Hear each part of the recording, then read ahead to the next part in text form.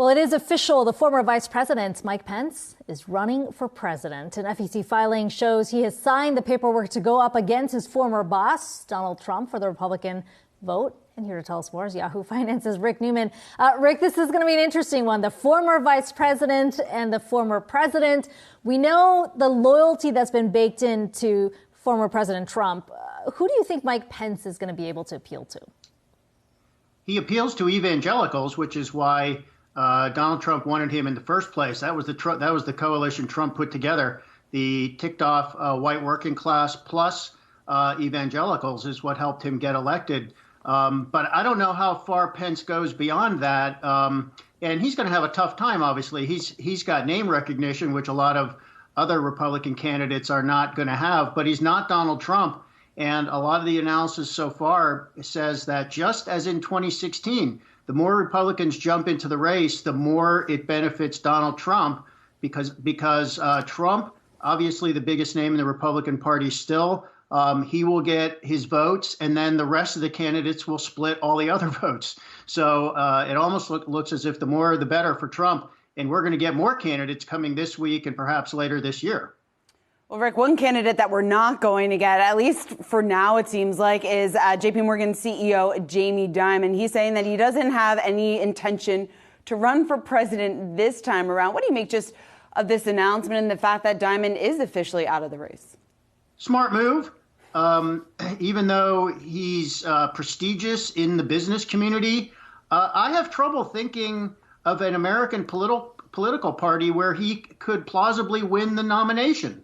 I think most people think he would run as a Democrat if he were to run. He has associated himself more with the Democratic Party than the Republicans. But guess what? The Elizabeth Warren faction of the Democratic Party loathes Wall. And the idea that, the guy leading the biggest Wall Street bank could just waltz in and somehow get the Democratic nomination, I think is far-fetched, whether he's running against an incumbent such as President Biden or somebody else. He couldn't really make it as a Republican either. And I think Jamie Dimon is smart enough to know this. So he's saving himself some embarrassment, probably along the lines of what Mike Bloomberg faced when he was the, well-known businessman, the rational businessman who was going to come in and save the Democrats from themselves in 2020. And he completely face-planted. So Jamie Dimon doesn't want to do that. I think if he wants anything, he wants to be Treasury Secretary someday. We'll see if he gets it. Rick, what I find interesting about the story is that it wasn't Jamie Dimon on a personal level, but the bank that felt the need to put out the statement to say he's not running because there have been so many voices on Wall Street urging him to run. What do you think that says about what's out there today and how Wall Street views this upcoming race? I mean, especially on the Republican side.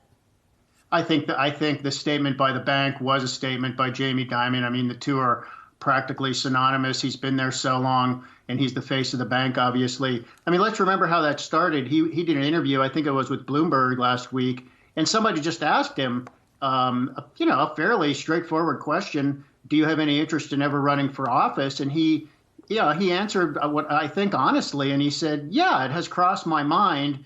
And then Bill Ackman, the hedge fund guy, put out a tweet basically saying, please run, Jamie, please. And that got a lot of attention, so people jumped on it. So I think there was a little bit of momentum among the Wall Street crowd for Jamie Dimon to run, and I think he just wanted to put that all to rest. And also, by the way, reassure everybody with a stake in JP Morgan that no, he's not going to leave the bank within the next year to run for president. Excuse me. That's a pretty important thing to clarify since he's really important to the leadership of that bank. Yeah, even without Jamie Dimon's name, you look at the Republican field at least, shaping up to be a pretty crowded field already. Rick Newman, as always, thanks so much.